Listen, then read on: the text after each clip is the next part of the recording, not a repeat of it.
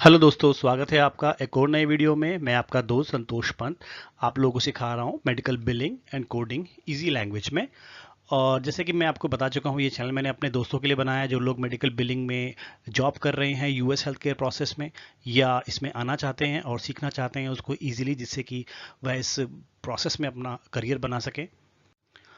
और मैं आशा करता हूँ कि अभी तक मैंने जितने भी वीडियो डाले हैं उन वीडियो से आपको ज़रूर कुछ ना कुछ हेल्प मिल रही होगी। अगर आपको हेल्प मिल रही है तो प्लीज़ मेरी वीडियोज़ को लाइक कर दीजिएगा और इस चैनल को सब्सक्राइब भी कर लीजिए अगर आप सारे वीडियो देखना चाहते हैं इसके, और आने वाली वीडियो की नोटिफिकेशन चाहते हैं तो इस चैनल को ज़रूर आप सब्सक्राइब कर लीजिएगा। आज हम अपने एक और इम्पॉर्टेंट चैप्टर के बारे में डिस्कस करेंगे जो कि है ग्लोबल पीरियड के बारे में, क्योंकि मेरे काफ़ी सारे फ्रेंड्स मुझे कमेंट करते हैं कि उन्हें डिनायल सॉल्व करने का नॉलेज चाहिए, डिनायल्स कैसे सॉल्व करें। तो बाय द डिनायल कोड के थ्रू ना जाते हुए मैं ये चाहता हूं कि मैं आपको ओवरऑल कॉन्सेप्ट की नॉलेज पहले आपको दे दूं कि कॉन्सेप्ट क्या है। जब तक आपको कॉन्सेप्ट क्लियर नहीं होगा, आप डिनायल्स पे जज नहीं कर पाएंगे कि ये डिनायल्स को हमने सॉल्व कैसे करना है। इसलिए एक बार आप कॉन्सेप्ट को समझ लीजिए कि ये ग्लोबल डिनायल्स होते क्या है, ग्लोबल पीरियड के ये आते क्यों हैं, उनको सॉल्व कैसे किया जा सकता है, आपको अपने आप इजीली समझ में आ जाएगा। क्योंकि जो ग्लोबल पीरियड के डिनायल्स होते हैं इनमें बहुत इंपॉर्टेंट है मॉडिफायर का नॉलेज होना। इसलिए मैंने पहले मॉडिफायर के वीडियोस आपको आपके इस चैनल पे मैंने डाले थे।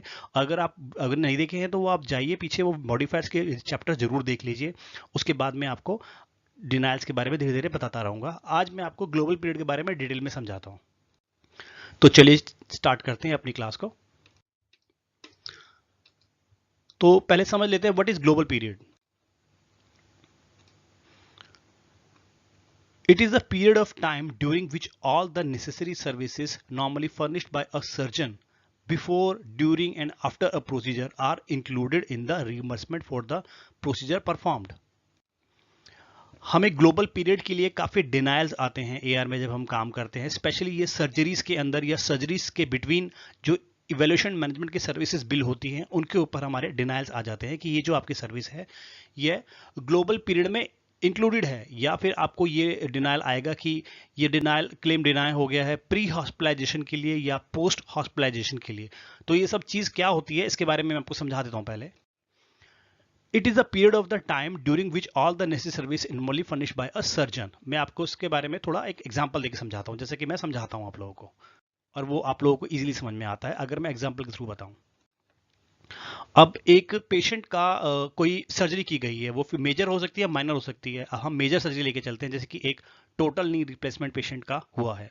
तो जब टोटल नी रिप्लेसमेंट पेशेंट का होता है तो उससे शायद एक दिन पहले हम एक्सरेज कर सकते हैं या किसी भी टाइप का टेस्ट कर सकते हैं जो कि उस सर्जरी के लिए नेसेसरी है, डिसीजन लेने के लिए कि सर्जरी कल होने वाली है, जो ये उसके लिए सब कुछ ठीक है या नहीं है। तो उस बिटवीन जो हम चार्जेस बिल करते हैं वो हमारे प्री हॉस्पिटलाइजेशन में आते हैं। हो सकता है कि वह आगे जाके डिनाय भी हो जाए, ठीक है। उसके बाद सर्जरी परफॉर्म होती है और सर्जरी के कुछ दिनों तक इंश्योरेंस कंपनी, या आप कह सकते हैं सीएमएस की गाइडलाइंस है, मेडिकेयर की गाइडलाइंस है कि कुछ दिनों तक उस ट्रीटमेंट से रिलेटेड किसी भी चीज के लिए अगर पेशेंट रिपीटेटिव ऑफिस या हॉस्पिटल में आता है तो आप उसका अलग से चार्ज नहीं करेंगे, अलग से क्लेम बिल नहीं करेंगे। जैसे कि टोटल नी रिप्लेसमेंट हुआ है पेशेंट का और पेशेंट को बोला गया है कि आपको रेगुलर आना है, हो सकता है कि उसको उसकी क्या कहते हैं पट्टी चेंज करानी हो, ठीक है। तो हफ्ते 10 दिन में उसको दोबारा दोबारा आना होगा, तो इसके लिए अलग से हम उसको चार्ज पोस्ट नहीं कर सकते। अगर हमने किया है और वो उसी सर्जरी से रिलेटेड है तो वो हमारा क्लेम पे नहीं होगा। और अगर हमने क्लेम बिल कर दिया है, कोई हमने ऑफिस विजिट या हॉस्पिटल विजिट बिल कर दी है, ईएनएम का कोड बिल कर दिया है, तो वो डेफिनेटली डिनाय हो जाएगा ग्लोबल पीरियड के लिए। इंश्योरेंस कंपनी ये डिटरमाइन ऐसे करेगी कि वो जैसी प्रोसीजर को बिल आप करोगे तो उस क्लेम का ग्लोबल पीरियड स्टार्ट हो जाएगा। जैसे कि टोटल नी रिप्लेसमेंट का एक कोड, जो कोड है, कोड का ग्लोबल पीरियड 90 डेज है। बेसिकली 91 डेज है, एक दिन पहले सर्जरी का और 90 दिन उसके आगे तक। तो अगर इन 91 डेज में या 90 डेज में अगर पेशेंट उस नी रिप्लेसमेंट सर्जरी से रिलेटेड किसी भी चीज के लिए आता है, अगर उससे पेन हो रहा है या उसकी लीकेज है या उसको पट्टी चेंज करानी है, तो उससे रिलेटेड कोई भी चार्ज पे नहीं होगा। इंश्योरेंस कंपनी देखेगी कि इसका बिल, इस सर्जरी इस डेट को पर्टिकुलर बिल हुआ था, उसके बाद वो ऑटोमेटिकली एक 90 डेज का ग्लोबल पीरियड अपने सिस्टम में चेक लगा देगी। और अगर आप कोई भी क्लेम बिल करेंगे एंड द डायग्नोसिस बिल्कुल सेम है तो आपका क्लेम डिनाय हो जाएगा। कई केस में आप डिफरेंट डीएक्स भी लगाएंगे तो भी आपका क्लेम डिनाई हो जाएगा, क्योंकि इंश्योरेंस कंपनी पर्टिकुलर एक इलेक्ट्रॉनिक सेटअप लगा के चलती है जिसके थ्रू वह ये जज भी नहीं कर पाती है कि डिफरेंट डीएक्स है या नहीं है। तो आपको अगर डिफरेंट डीएक्स भी लगाया है, हो सकता है कि वो किसी अब अनरिलेटेड चीज के लिए आ गया है, पहले उसके नी रिप्लेसमेंट हुआ है, अभी उसको हेडेक है, या आप कह सकते हैं कि उसको कोई वायरल फ्लू हो गया है, तो वो उससे अनरिलेटेड हो सकता है, आप बिल कर सकते हैं। लेकिन आपको ये इंश्योरेंस कंपनी को बताना होगा कि ग्लोबल पीरियड में पेशेंट अगर दोबारा आया है तो उसका ये रीजन डिफरेंट है, तो उसके लिए मॉडिफायर यूज होगा। इन मॉडिफायर्स को आप कैसे यूज कर सकते हैं ये मैं आपको एक बार और बताऊंगा अपने नेक्स्ट वीडियो में, कि ग्लोबल पीरियड की डिनायल किन मॉडिफायर को यूज करके डिनाय हो सकते हैं। क्योंकि global period different different case में डिफरेंट टाइप के डिनायल्स हो सकते हैं।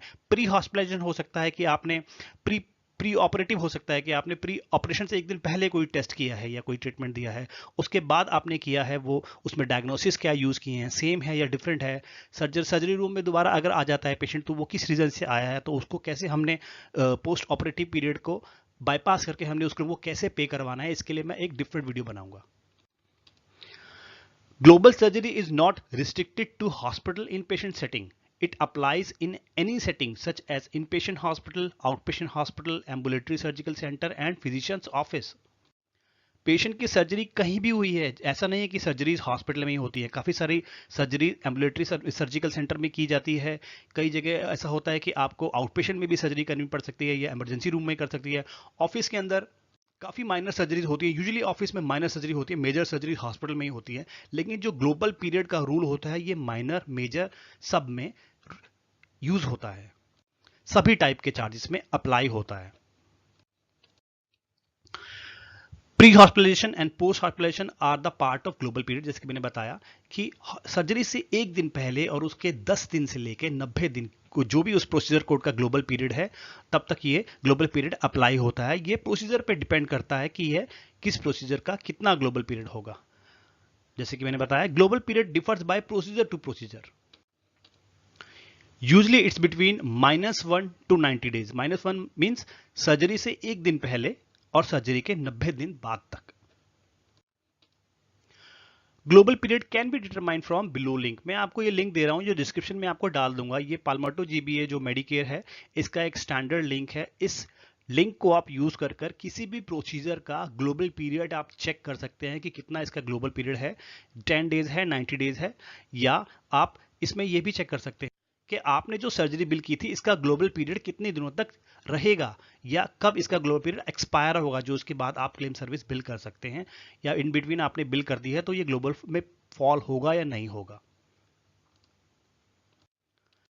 इस साइट का मैं आपको एक स्निप दिखा देता हूं। ये जब साइट आप ओपन करेंगे तो ग्लोबल सर्जरी कैलकुलेटर खुल जाएगा जो कि स्टैंडर्ड है, और ये इंटरनली अपडेट होता रहता है। हो सकता है किसी प्रोसीजर का अभी 90 डेज है, बाद में 10 डेज हो जाए, तो जैसा भी है ये इसका सीएमएस इसे अपडेट करता रहता है। तो जो फर्स्ट सेगमेंट आप देख रहे हैं इसमें आपने अपने प्रोसीजर की डेट डालनी है कि आपने किस डेट को ये प्रोसीजर आपका बिल हुआ है, कोई सर्जरी बिल हुई है, तो वो आपको बता देगा कि इसका 90 डेज कब होगा और 10 डेज कब होंगे इसके एक्सपायर।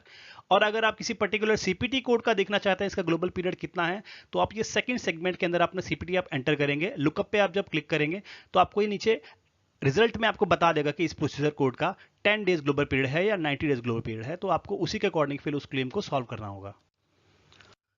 तो दोस्तों आज के लिए इतना बहुत है। आज मैंने आपको ग्लोबल पीरियड के बारे में समझाया कि ग्लोबल पीरियड क्या होता है, इसके डिनाइल्स किस तरीके से आ सकते हैं। नेक्स्ट आने वाले चैप्टर में मैं कोशिश करूंगा आपको काफ़ी डिनाइल जो हमारे आते हैं प्री हॉस्पिटलाइजेशन पोस्ट हॉस्पिटलाइजेशन के और ग्लोबल पीरियड के, मैं कैसे उन डिनाइल्स को आप सॉल्व कर सकते हैं, किन किन मॉडिफायर का यूज़ कर आप उनको सॉल्व कर सकते हैं, क्या क्या सिचुएशन होती है जिनमें ये डिनाइल्स आते हैं, तो मैं आपको उसके बारे में समझाऊंगा। इससे आप ग्लोबल पीरियड से रिलेटेड सभी टाइप के डिनाइल्स को सॉल्व कर सकते हैं बहुत ही ईजिली। आपको किसी कोडर की आवश्यकता नहीं है, कोडर के पास नहीं जाना होगा। अगर आपको बेसिक नॉलेज होगी आप अपना क्लेम खुद से सॉल्व कर पाओगे, इससे आपकी परफॉर्मेंस में काफ़ी ग्रोथ होगी। आप लोग से एक बार और रिक्वेस्ट है, अगर आपको मेरी वीडियो से अगर ज़रा सा भी फायदा हो रहा है तो प्लीज़ सब्सक्राइब कीजिए, वीडियो को लाइक कर दीजिए, जिससे कि मुझे इंकरेजमेंट मिले और मैं जल्दी जल्दी और नए नए वीडियोस में डालता हूँ, अपनी नॉलेज आप लोगों के साथ शेयर कर सकूँ, जिससे आप सभी लोगों को हेल्थ केयर प्रोसेस में काफ़ी बेनिफिट मिले और आप इसमें आगे ग्रो कर सकें। तो आज के लिए इतना काफ़ी होगा। Thank you so much. बहुत ही जल्दी मैं नई वीडियो के साथ आऊँगा। बाय बाय दोस्तों।